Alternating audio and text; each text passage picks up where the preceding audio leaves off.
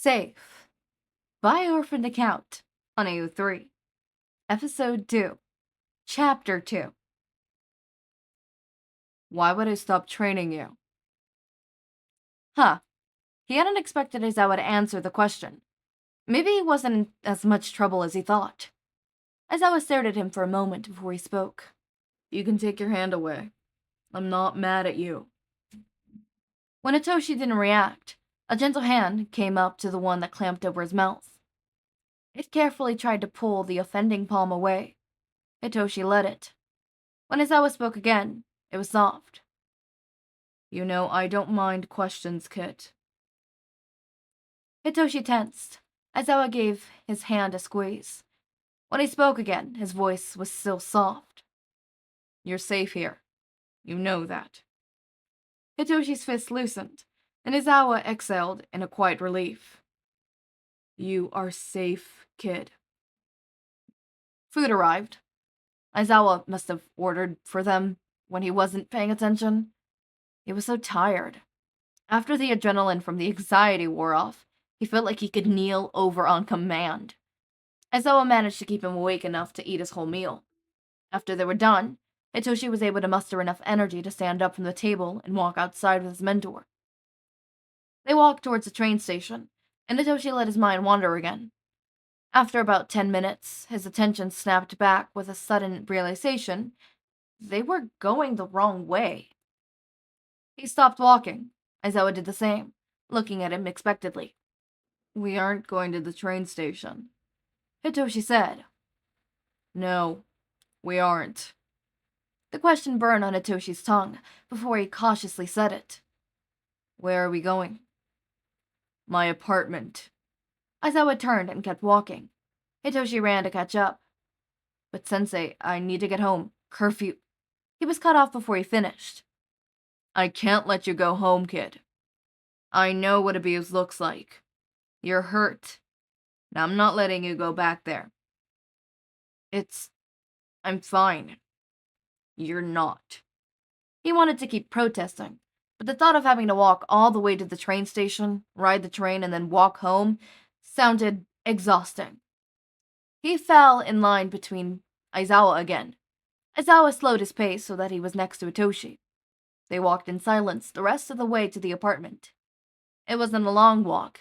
He lived close to the school. Before he unlocked the door, he stopped Hitoshi. I forgot to warn you.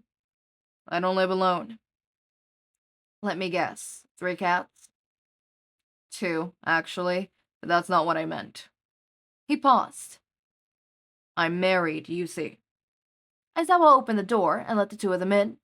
He made a point to make sure the door was locked behind him. In a deadpan voice, he called out, Honey, I'm home. A voice came from what Hitoshi could only assume was the kitchen.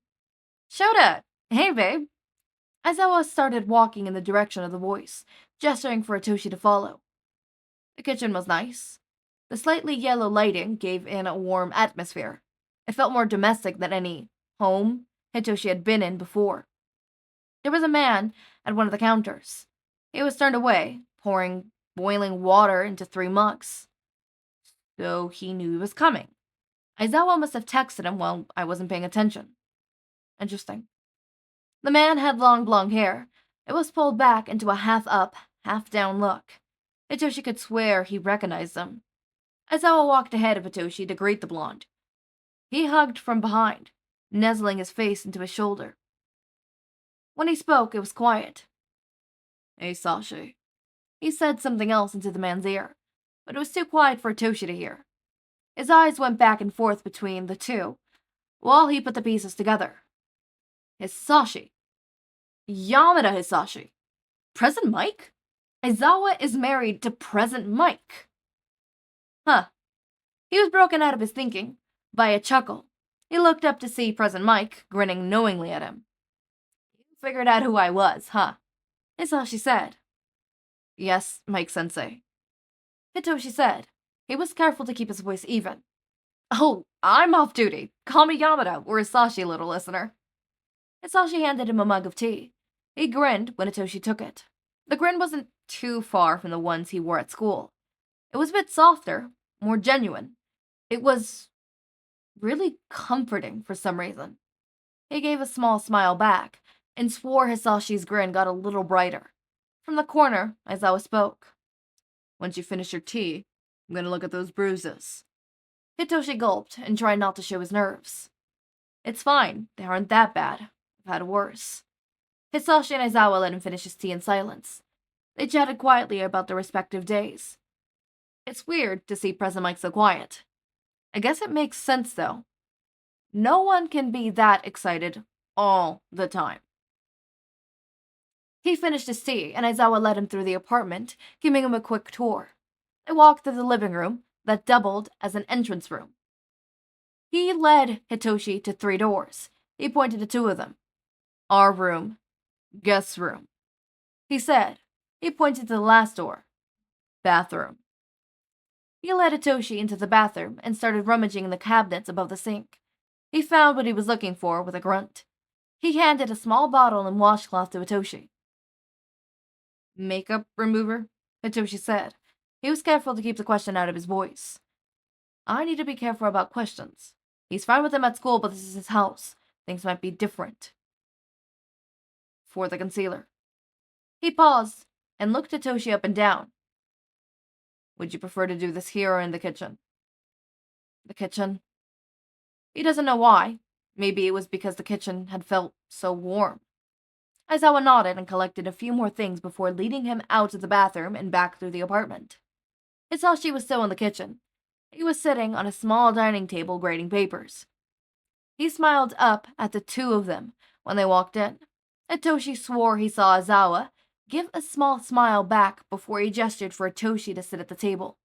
He sat and started getting to work on the concealer while Aizawa dug around in the first aid kit. Rubbing a harsh washcloth over his bruises wasn't a great feeling, but it seemed to be getting the job done. He was having trouble with the back of his neck. He couldn't see what he was doing, and he couldn't get the angle right without hurting his ribs. He was also acutely aware of President Mike staring at him from across the table. He grunted in pain as his ribs protested again. Something in Mike's face shifted at the noise, and he stood up, walking to where Hitoshi was sitting. Hitoshi froze. Am I doing something wrong? Hizashi knelt a little in front of Hitoshi and held his hand out. Let me help you out, little listener. He was taken aback. If he wasn't so tired, he might have objected. He was offering to help me. Is this a trick? Yamada doesn't seem like the type to do that, though. Hesitantly, he held the bottle and washcloth over to Hizashi. He took them gently and dabbed a bit more remover onto the washcloth. Standing up, he was walking behind where Hitoshi was sitting. Again, gently, he put one of his hands on Hitoshi's shoulder. Hitoshi tensed, and Mike paused. He waited for Hitoshi to relax a little before starting to dab at the concealer. It was nice to have somebody else do it. Mike was better at removing makeup than he was. Clearly practice. Partway through, he started humming a song. It sounded like something that would play on his radio station. It was sickeningly domestic. Hitoshi didn't want it to end. When Mike was done, he squeezed Hitoshi's shoulder and put this cloth and makeup remover back on the table. He sat back down at his grating. Aizawa turned his attention to Hitoshi. He let it aside before starting to talk. Listen, I hate to ask you this, but can you take your shirt off? I need to see the damage to your ribs. Hitoshi nodded and took his shirt off, trying to avoid pulling his ribs the wrong way. He ended up wincing anyways. There was bruises spanning his entire ribcage. They were deep purple, fading to a sickening yellow around their edges.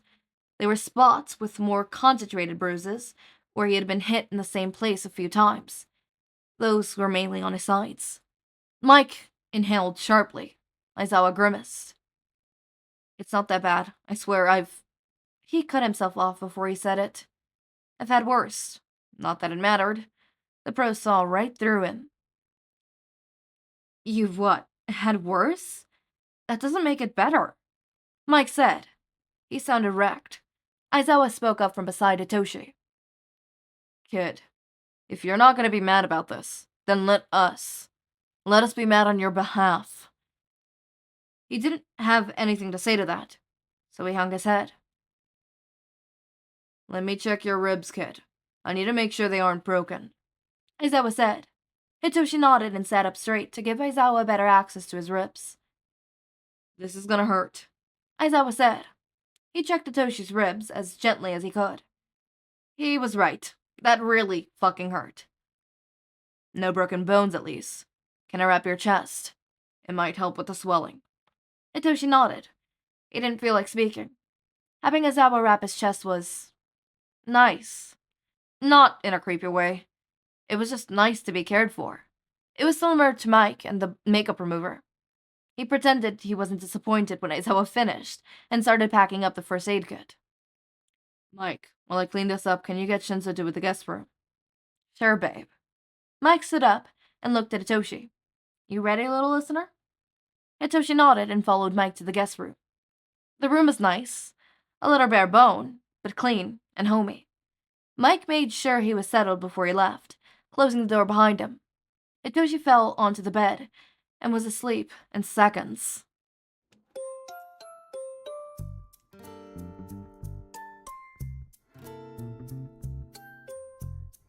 Oh, right. I need to talk in my outros. I'm so sorry. Okay. This was a sweet one. Maybe you guys are gonna like this one. Not maybe, you guys are gonna like this one. Sorry, give me a second. I'm like trying to get my bearings. I mean, the first chapter did get a lot of views. I will say that. I mean, 600 in the first day? That's a lot. That's a lot. And you guys seem to already be, you know, I can already tell this is going to be so good. It's going to be a struggle not to go and read ahead. Soak in a trench coat? What? What type of? Okay. Yeah. I'm going to be honest with you. Part of me wants to read ahead sometimes. I don't, because I like, you know, recording this and reading with you guys, but sometimes I truly want to read ahead sometimes. Really enjoyed this. Looking forward to the next chapter. I'm crying. I love this. Give me 100 more fics like this. I'm guessing a lot of you like Hitoshi getting adopted by Aizawa. Personally, I like Izuku getting adopted a little bit more than I like Hitoshi getting adopted. I used to really enjoy Hitoshi getting adopted. Do not get me wrong. But then I got into Izuku getting adopted, and boy, oh boy, was my heart sold. Change is the spice of life? What? Okay. I love Hitoshi getting adopted by Eraserhead. By orphaned account on AO3, LMFAO. I was recommended this one by someone in the server. Oh, Kingston! I already read this. Yeah, I replied. Gotcha, yeah. It's a little one. I'm replying. I'll reply later. I should reply. But I'm gonna reply later. But yeah, a lot of you really enjoyed this one, and I could see why. It was a really good one, do not get me wrong. It was really good. I really liked it. I really enjoyed it. I know you guys also really fucking enjoyed Adoption. No, just a vigilante care program. You guys really enjoyed that one. That one is one of my biggest series right now, as of timing right now. Apart from Take My Hand, I'll Lead You Into Death, Chapter 1, Episode 1. That one was pretty big on the first one. And then it continued its route. It actually still continuing. It's just... yeah, it's still on its route. It's still on its route. It's still getting a lot. It's not as much as this one, obviously. But it is slowly going up. It is slowly going up. I know you guys really enjoyed this. And I feel like you guys, actually, you guys less take account into fics that I've already podfic. You guys are more on, like, you get onto the bandwagon once I've already podficed it. And you guys just go on and on about, you know, reading it after the fact, which is understandable. It's just understandable. As I said, it's so fucking understandable. Do not get me wrong. I do that too. I wait till a fic is completely done and then I go ahead and read it. I do that a lot. I know other people do that a lot. Or not read it, but listen to it.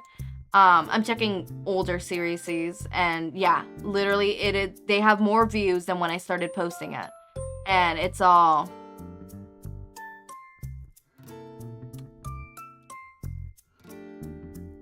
yeah, it's all, what's it called? It's all once the series has been done, which is understandable. I hope Togachaka is getting enough love as well. Hold up. Let me go to the first Togachaka one I did. Oh, White Owls and Ends. That's my favorite one. I really like that one. I really cannot wait to redo that one. I'm probably gonna have a certain someone voice act Hizashi. Yeah, Hizashi. I didn't think about that for a second. I'm like, huh? Who? Yeah, Hizashi. Alright, let's see. How much love did this one get? This one better have gotten a lot of love. Okay, it didn't get as much love as my videos normally get, but it did get love. Good. Maybe it's because it's a longer fic. Here, let's see another one. This one is a shorter one. Did this one get lots of love? This one got less love? What are you guys on? Are you guys drunk? What's going on? Choco Choco is good. It's a bomb. Did Sararoki get love? Sararoki also got love. Did you guys just not like that one? Come on. Come on, guys. Come on, guys. I'm watching y'all. I would understand if Lumity didn't get as much love. No offense to Lumity. It's just I don't really see that many Owl House podfics. So, I was not expecting those to have as much love. Those, I just did it for the funs and giggles. That and because Kingston wrote it, and we love Kingston. Also, hi Kingston, if you're listening to chapter 2. Hi, hello, hi. Sorry, I went on a rampage. I don't have much to say, so I'm gonna tell you a story. Okay, so I'm back from vacation with my dad. As we all know, this is actually the second video I'm recording of the year 2025. I'm really excited. I already mentioned in slot, my first slot, my 8 a.m. PST slot, that my New Year's resolution is to get Fanfiction Club completely up and ready. Focus on then getting Rec Corner up and ready as well. And also just making sure that I do not take any breaks. Now, before you scream at me, I do not mean take any breaks from recording. I meant taking breaks from posting. I want to forever post one video a day this whole year without fail. But I do still am going to take my breaks. You guys won't know because I will have a schedule where I'm a week, 2 weeks, weeks ahead. And I could take a week off and I'll have to worry, right? Stuff like that, right? That is one of my New Year's resolutions. Those are the ones that are YouTube related that I can disclose with you guys right now. Revamp revamp podfics are something that I'm coming up soon. Currently, the one that I'm focusing on the most is fan fictions that I've written. But instead of doing it once a week, I will be doing it where if I work on one fanfic, right? Once I finish that series, I then start posting it once every single day. And then once I'm done with that, I will then switch over. Most likely, once that happens, once I get one done, it's going to take up the slot of the 2 p.m. slot. The 2 p.m. slot will forever be a slot that is going to be filled by other people to try to fill the void that Kingston left. That is gonna leave, unfortunately, because I produce these videos far faster than Kingston writes. Nothing against you, Kingston. Trust me, I produce more videos than I write. If I could write a chapter a day, I would be writing my own fics and posting them. But I'm human. We all are. And honestly to God, those people who do post a chapter a day, how? Writer's block is my greatest enemy. It is up my ass. I know it's up Kingston's ass. I know it's up my boyfriend's ass. I know it's up my other friend's ass. I know it's up my other friend's ass. Writer's block is up everyone's asses. Writer's block does not care about gender, sexuality, or anything.